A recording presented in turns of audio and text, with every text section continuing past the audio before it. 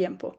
PKU, pues por las siglas en inglés, es un trastorno metabólico hereditario. En el cuerpo no va a procesar correctamente una aminoácido esencial que se llama la fenilalanina. Esta fue descrita por primera vez en 1934 por Folling, un médico noruego que observó que dos niños con retraso mental presentaban una orina de color característico y con presencia de una sustancia anormal, que después se encontró que era el ácido fenilpirúvico, y un olor como característico a moho. Desde entonces, pues la PKU se convirtió en un ejemplo clásico de cómo un efecto en la enzima puede alterar todo el metabolismo y afectar el desarrollo neurológico y endocrino. Entonces, primero, pues para entenderla bien, vamos a ver cómo se metaboliza normalmente la fenilalanina. Entonces, la fenilalanina es un aminoácido esencial, o sea, nuestro cuerpo no puede producirlo, tenemos que obtenerlo de la dieta, especialmente de las proteínas. En condiciones normales, una enzima hepática que se llama la fenilalanina hidroxilasa convierte la fenilalanina en tirosina, y este proceso requiere un cofactor que es la tetrahidrobiopterina. Esto es muy importante porque la tirosina que se produce cumple con funciones vitales, es precursora de neurotransmisores como dopamina, adrenalina y noradrenalina, participa en la síntesis de melanina, por eso va a influir en la pigmentación, y además es el punto de partida para formar hormonas tiroideas como la tiroxina. Entonces, ¿qué pasa cuando esta enzima no funciona correctamente? Pues entonces aquí vemos que en la fenilcetonuria hay una deficiencia o ausencia total de esta enzima. Esto impide la conversión de fenilalanina en tirosina, lo que produce dos consecuencias principales.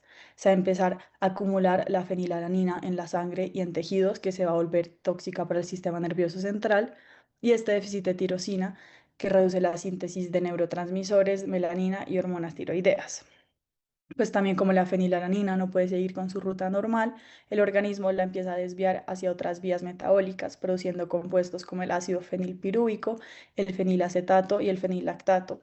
Estos son metabolitos que son responsables del olor característico que les comentaba, como a moho o a ratón, también han dicho, en la orina y el sudor de los pacientes con PKU. Pues desde el punto de vista endocrino, esto va a tener varias implicaciones. Como hay menor disponibilidad de la tirosina, va a haber menor síntesis de tiroxina, que puede generar un estado funcional de hipotiroidismo leve, y también la alteración de la síntesis de catecolaminas y serotonina, que influyen en la regulación, pues, del apetito, del ánimo y el metabolismo energético. Entonces acá en la imagen podemos ver, pues en azul está como es normalmente y en rojo está como es en esta enfermedad, y pues el daño neurológico que hay. Entonces ahora vamos a seguir y ver por qué ocurre pues esta deficiencia enzimática. Entonces esta base genética está en el gen PAH, que está ubicado en el cromosoma 12q23.2, y la PKU se hereda de forma autosómica recesiva. O sea, para desarrollar la enfermedad una persona tiene que heredar dos copias defectuosas del gen, pues una de cada progenitor, como vemos en la foto. Los padres generalmente son portadores asintomáticos, tienen una copia normal y una mutada, por eso pueden, pues, tener el gen, pero no tienen la enfermedad y producen suficiente enzima para mantener niveles normales de fenilalanina. Se han descrito más de 1000 mutaciones diferentes del gen PH, lo que explica por qué hay variabilidad en la gravedad, pues hay algunos pacientes que tienen una forma clásica con casi nula actividad de la enzima, y también hay otros pacientes que tienen una forma mucho más leve donde la enzima conserva algo de la función. Y pues en términos de incidencia, la PKU ocurre aproximadamente en cada uno de 10.000 nacidos vivos en Europa y en América, pero su frecuencia varía mucho según la región. Y pues gracias al tamizaje neonatal, la mayoría de estos casos se detectan antes de que aparezcan síntomas.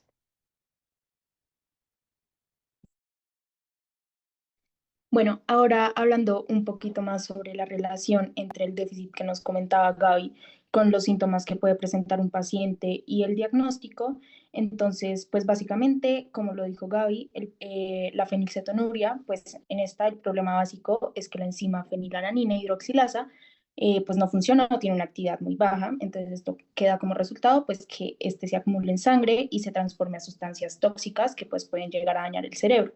Entonces, acá tampoco pues, se va a producir suficiente tirosina y se va a afectar la síntesis de melanina y de neurotransmisores como dopamina y serotonina, lo que pues más adelante nos va a explicar por qué la enfermedad tiene efectos neurológicos y también endocrinos.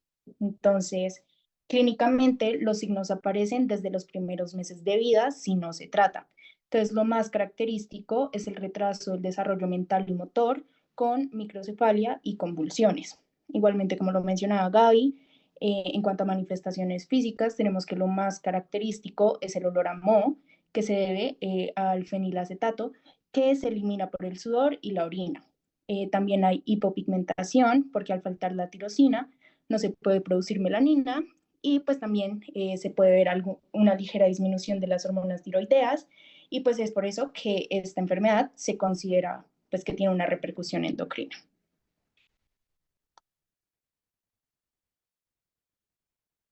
En cuanto al diagnóstico, la detección se hace desde el nacimiento con el tamizaje neonatal, generalmente entre el segundo y tercer día de vida. Entonces, aquí lo que principalmente se hace es la prueba de talón, que pues es básicamente un análisis de sangre que se realiza a los recién nacidos, pues para detectar precozmente enfermedades genéticas y metabólicas graves, como pues es este caso. Entonces, ¿qué es lo que se hace? Se le hace como un pequeño pinchazo en el talón al bebé, y se recogen como varias gotas de sangre y pues esto es lo que va a ser analizado. En general, esta fue la primera metodología diagnóstica que se implementó, pero pues hoy en día ya no se usa y se opta por usar la espectrometría de masas, que pues es mucho más precisa. Igualmente, si los niveles de fenilalanina están elevados, pues se confirma el diagnóstico midiendo la actividad enzimática o mediante pruebas genéticas. Entonces, pues esto es fundamental, que se haga como a tiempo, y antes de que aparezcan los síntomas, porque el tratamiento temprano pues va a prevenir el daño cerebral.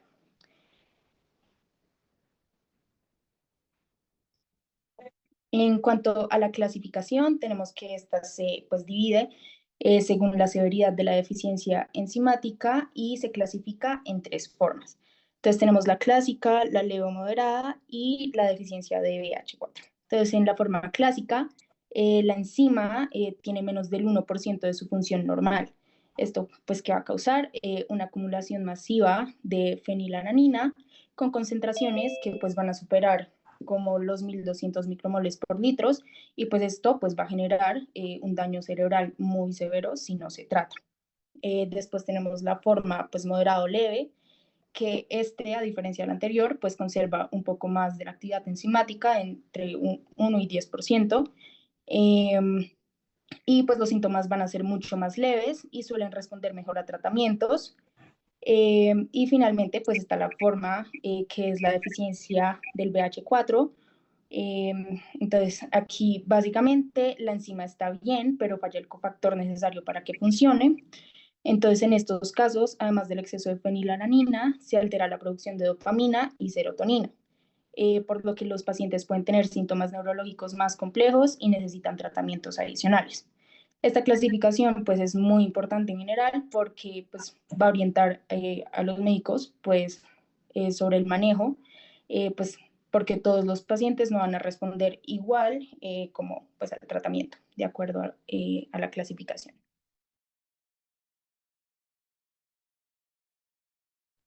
Listo, entonces, pues respecto a fenilcetonuria, pues tenemos dos tratamientos importantes, que es el dietético y el farmacológico.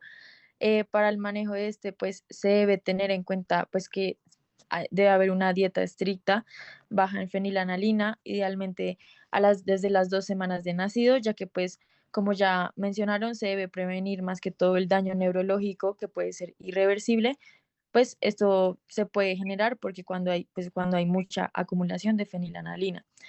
¿Qué se debe prevenir? Pues no se debe consumir carne, pescado, huevos, leche, frutos secos y algunos cereales.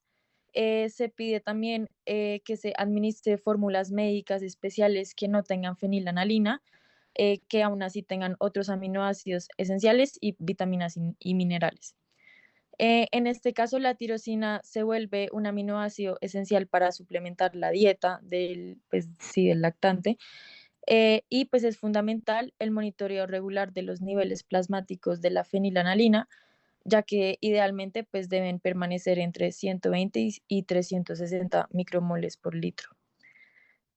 Hoy se sabe que la dieta debe mantenerse de por vida, ya que pues suspenderla, ya sea en la adolescencia o cuando ya esté adulto, pues puede causar igualmente un déficit cognitivo y pues alteraciones más que todo del ánimo y psiquiátricos. Listo. Respecto al tratamiento farmacológico, tenemos dos esenciales, que es la sapropterina dihidrocloruro, que también se conoce como la BH4 sintética. Es un análogo sintético del cofactor pues, que tenemos alterado, que es la tetrahidrobiopterina, o también conocido como la BH4, ya que es necesario pues, para la actividad de la fenilanalina hidroxilasa, que es la enzima. En pacientes que son sensibles pues, a este cofactor, la sapropterina va a aumentar la actividad enzimática y así va a reducir los niveles de fenilanalina y permite una dieta pues, mucho más flexible para el paciente. Este medicamento se administra por vía oral y la otra opción que tenemos es la PEG-valiase, o también conocida como Palynziq, ya que es una enzima recombinante. Se conoce como fenilalanina amonio liasa, que degrada la fenilalanina a metabolitos inactivos. Esto está más que todo indica en adultos que no pueden responder a la otra medicación y pues más que todo es una terapia innovadora, aunque puede generar a veces unas reacciones alérgicas. Listo. Respecto al pronóstico, pues se conoce que en esta enfermedad pues tiene un buen pronóstico cuando el tratamiento pues es oportuno. El seguimiento debe ser continuo y más que todo multidisciplinario. Se debe como ajustar la dieta y evaluar más que todo pues el impacto metabólico y endocrinológico. Se debe monitorear el crecimiento, el desarrollo puberal y el estado nutricional del paciente, ya que pues la dieta restrictiva, como ya había mencionado antes, pues puede causar también déficit de otros micronutrientes o como déficit de energía. Se debe evaluar también la función tiroidea y el metabolismo óseo. Y en el embarazo, pues se deben normalizar los niveles de fenilanalina antes de quedar embarazada, ya que pues estos niveles, pues altos niveles de estos pueden ser teratogénicos y pueden causar el síndrome de fenilcetonuria materna, que como ya mi compañera Ana Sofía lo mencionó, puede causar microcefalia, cardiopatías congénitas, retraso del crecimiento intrauterino o retraso mental en el feto. Se debe hacer también un monitoreo pues, de nutricionista, endocrinológico y psicológico. Listo. Y pues respecto al esquema de seguimiento, como ya lo habíamos mencionado, se va a hacer un tamizaje neonatal para hacer un diagnóstico precoz. Se debe, pues, más que todo, formular una dieta y, pues, además, tener acceso a la fórmula especial que no tiene fenilanalina y hacer un control cada 2 meses. Se debe también hacer una evaluación endocrina y nutricional cada año y pues se pueden hacer ajustes terapéuticos más que todo en la adolescencia y cuando está en el embarazo. Y bueno, pues como para cerrar, la fenilcetoniria pues es un ejemplo clásico de una alteración enzimática metabólica que impacta principalmente el sistema endocrino, neurológico y nutricional y pues puede generar un desarrollo anormal en los primeros meses de vida. Y ya, muchas gracias.